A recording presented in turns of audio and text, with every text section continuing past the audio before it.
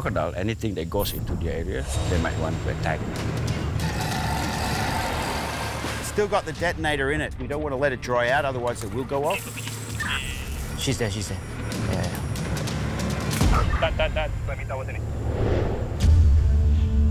Borneo. Nature's ultimate treasure trove, where new species are discovered every month. But this is no tranquil paradise. From the highest peaks to below its waves, battles are waged daily.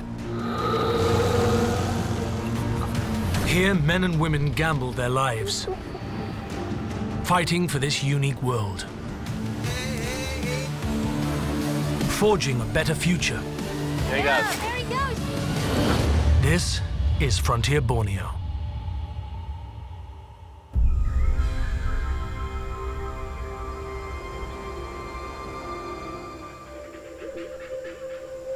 Borneo is home to countless legends.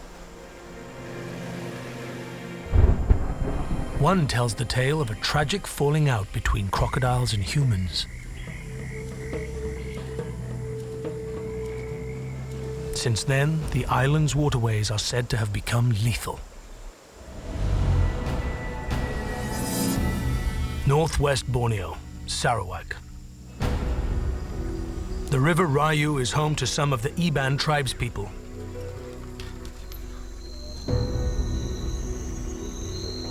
It's also a popular playground. But the children are not alone. Kita berasa agak khawatir sebab ini terutamanya untuk keselamatan kanak-kanak di kampung supaya tiada apa-apa yang terjadi yang tidak diingini terjadi. Now a protected species, crocs have multiplied quickly in these murky waters. Over a dozen people have been attacked in the last year.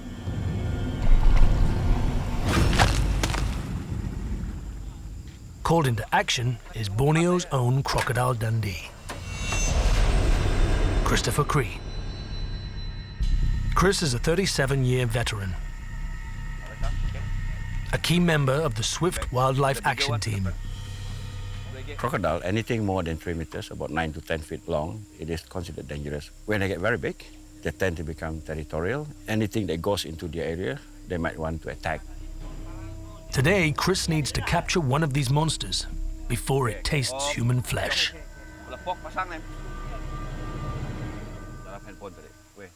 Where do you say? Oh, so I'm going to set it right at the corner, just above where the crocodile setting is, isn't it? Okay. It's no easy task. Recently, 2 men were taken by a croc not far from here. Okay. Okay juga. Okay, boleh turun. Coba turun. Come on. Okay. The splashing may attract unwanted attention.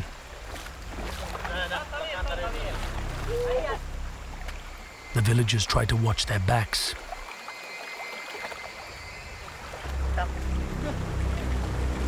Careful, Tony.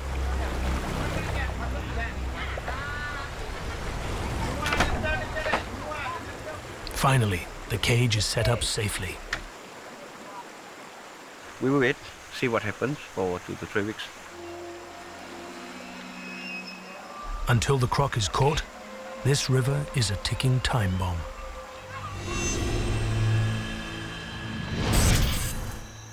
The northeast of Sabah.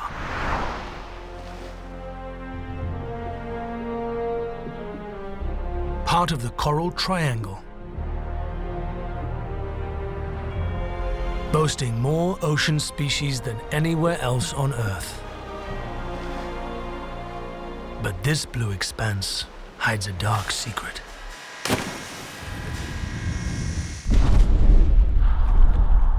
Dynamite fishing is quite serious. In 2015, we caught an average of 28 dynamite fishing per day. Marine biologist Achia runs the Reef Guardians. Their mission, to safeguard these waters. Helping her is Paul Hodgson, an expert in ocean engineering. Boat's up here. The detector's right at the very front of the boat. Now, His team are deploying a secret weapon, swim is to try to cover different areas. blast detectors. The detectors we have can determine different parameters of the blast, the distance, the direction. This is important to try to figure out what's happening here. Achia can then organize patrols to protect targeted areas. Not too bad, like comparing to the last time we came. Yeah.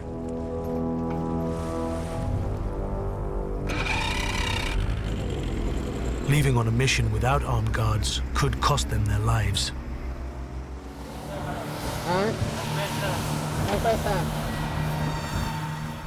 Within minutes, they spot an unknown boat. It's not clear whether they are regular fishermen or blast fishing. You want to look at it? Yes, I want to go. What? A few times when we try to stop them, they refuse to stop. They try to throw us a homemade bomb. Do we want to just approach the far side, leave the divers where they are? Are we safe? Can we minta askar depan nggak? Achia wants the fishermen to see they have armed guards on board. Boleh dekat kah? Paul fears something is amiss. There's no nets on the boat, so it would be unusual a boat this size wouldn't carry nets. How are they fishing? So it suggests that they're carrying out something that may not be correct. The team decides to board the boat.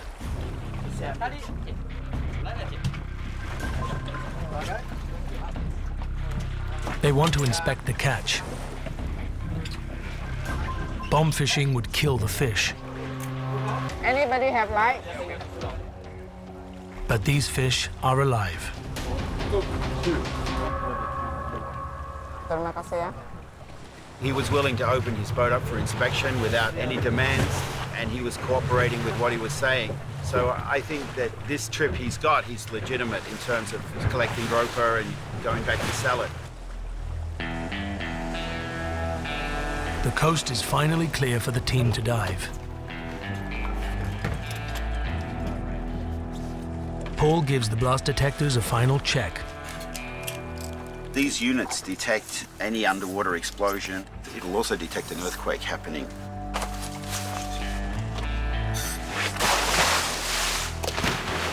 With divers in the water, the team is on high alert for suspicious boats. Any blast fishing nearby could be deadly to the divers.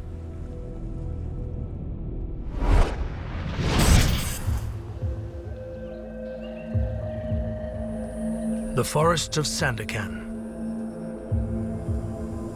A team from the Bornean Sun Bear Conservation Center is preparing a key operation. 所以我们要从哪里进去呢？ Bear researcher Wang Su Ti has gathered his most experienced crew. Most days they would be caring for over 40 injured sun bears. After the giant panda, it is the second rarest bear species on Earth. But the team's focus today is on a single animal. Lawa, a 9-year-old female.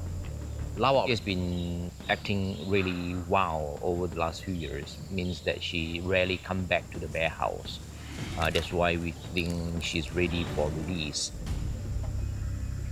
Before Lawa can be returned to the forest, Wang and his team have to fit her with a satellite collar, which helps them keep track of her movements. But getting a collar on Lawa means coming face to face with her powerful jaws and sharp claws. Feeling cornered, she could charge. A tranquilizer dart is the only way. Orang kan umpan. Lawa is there already. Inside perimeter zone K untuk dart lawa bersama dengan Edis juga. The team have no time to waste. So, pecah macam mana? Oh ni, di sini. Jaga itu dawai semua. Mundur sedikit, dia di belakang kamu. Ya, di belakang. Okay, right now we spotted lava about 20 meters in front of us. So we are going to slowly approach her and then make the darting as close as possible. Lawa isn't having any of Wong's plan. Before the team can aim, she's gone. So this is a hide and seek games from now on. The hunt is back on. As plantations encroach onto Borneo's ancient forests, some of its animals need help.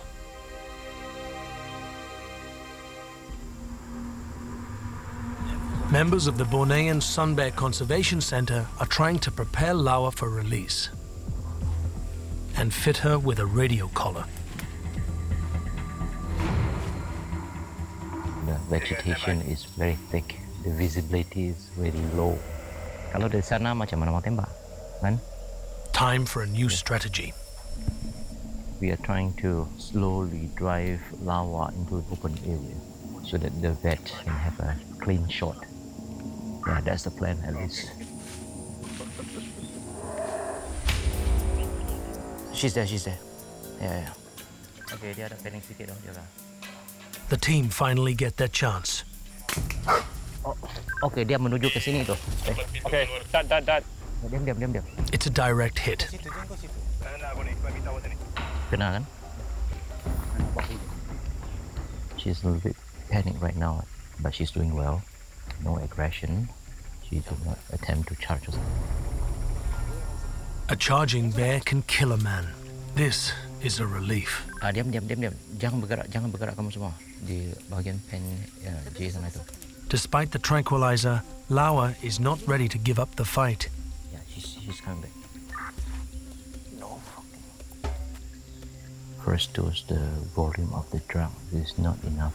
Hopefully the second dose will bring her down quick here.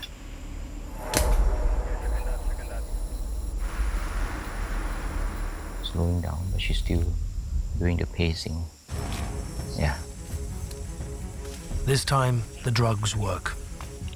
So dia akan itu canvas. It's okay. There is no time to lose. Okay. Lawa is quickly overheating in the sun.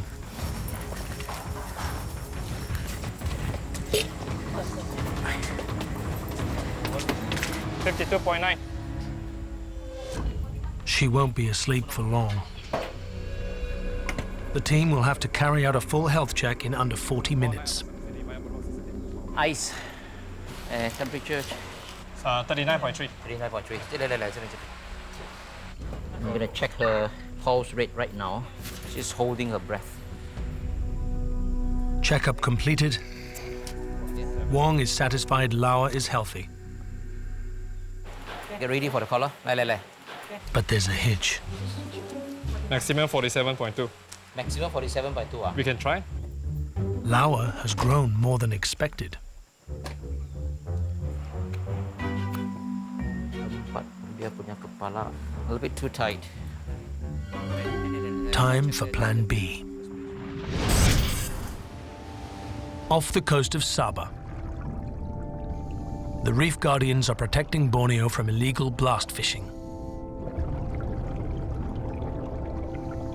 They're also recording the state of the reef.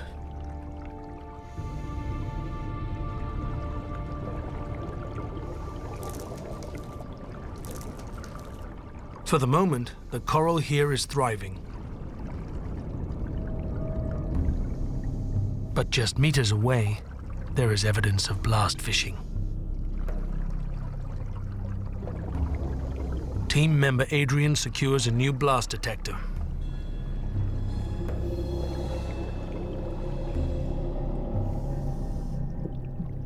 As he heads back to the boat, he spots something on the seabed. An unexploded bomb. It can't be left here, so he takes a chance. Ascending slowly to avoid triggering an explosion. Paul is standing by. He's alerted all on board. It's still got the detonator in it. I would like to get the detonator out. Paul is confident of defusing the device, but it's still a dangerous operation. There is no time to waste. We don't want to let it dry out, otherwise it will go off. So I need to keep it wet. Just pour it over the top of it. I need a knife or a peg. I need something that I can poke wax out with. Just keep giving me water. Disarming the bomb here is risky, but better than a bumpy boat ride setting it off. I got it. The detonator is out, but the danger isn't over. This part here we have to keep wet. Can I have that bottle of water? And I want to just keep it immersed inside. What I want to do is want to empty this one out because I don't really want to have that much explosive on the boat at all. To keep the team safe, Paul empties the explosives into the water. It's a delicate process. This is total madness. Safe at last. Today's adventure hasn't been in vain. It proves that the detectives are correct because they're saying this is the area and now we actually have a bomb. You've got conclusive evidence that it's really happening here. Mission complete. But it won't be long before the team put their lives on the line again. At the Bornean Sun Bear Conservation Center in Sandakan, bear researcher Wong is having some trouble. The satellite collar for Lawa is too tight. Yeah, she's a big girl. Lawa is due to wake up soon. He has to hurry. A little DIY, an effective secret weapon. Sometimes it's the speediest option. Job done. The collar is not too tight compared to the first time, and I hope that the collar stay on. She's waking up. 1, 2, 3. Okay, easy go. It's been a long but successful day. Lawa is now a step closer to being free once more. If all goes to plan, within a month, she will be back in the wild forests of Borneo.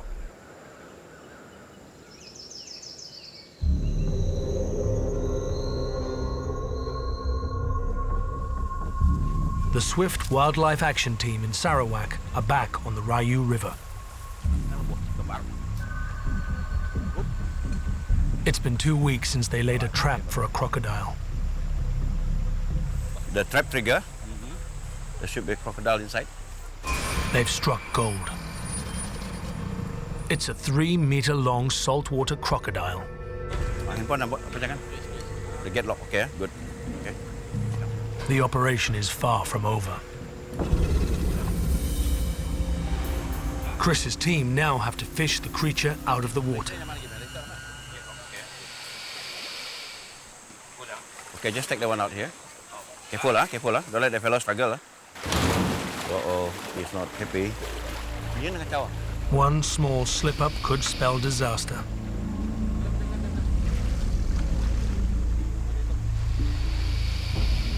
Well, if the animal escapes from the cage, that's the most dangerous.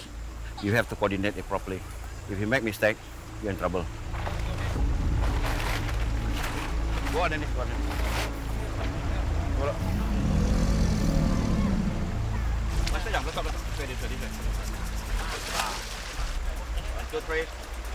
The strong current makes the task even more difficult.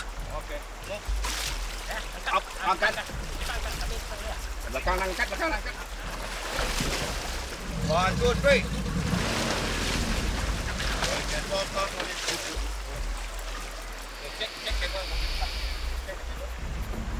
The steep riverbank throws another curveball.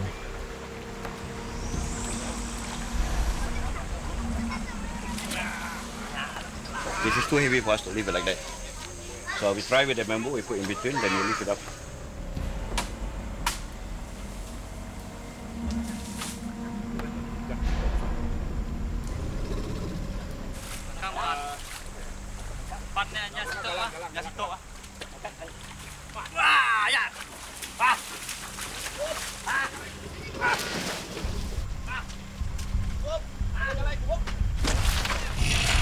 With every heave, there is a chance the snare could snap open and the crocodile escape.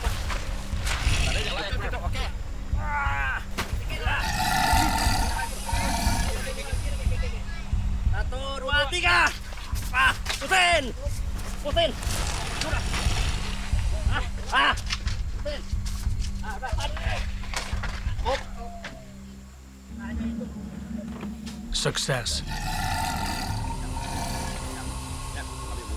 They need to relocate the croc quickly. It won't survive long under the sun. The local villagers are relieved to see the animal alive. Iban people believe that crocodiles possess great spiritual powers. As this animal hasn't killed anyone, they don't want it harmed.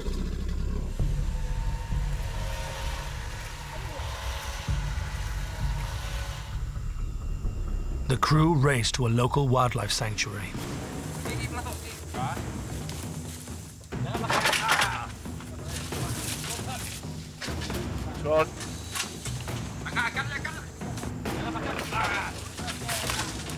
A final effort to get the crocodile into its enclosure swiftly. Okay, good. Chris isn't sure if the animal is okay. It's worryingly still.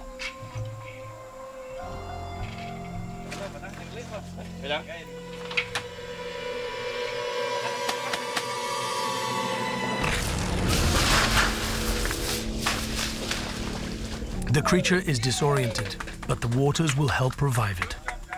The whole of research went excellent, very good. Everything went smooth as our plan. Sometimes we laid out a trap for months, then we don't get anything. But this one, we're very lucky.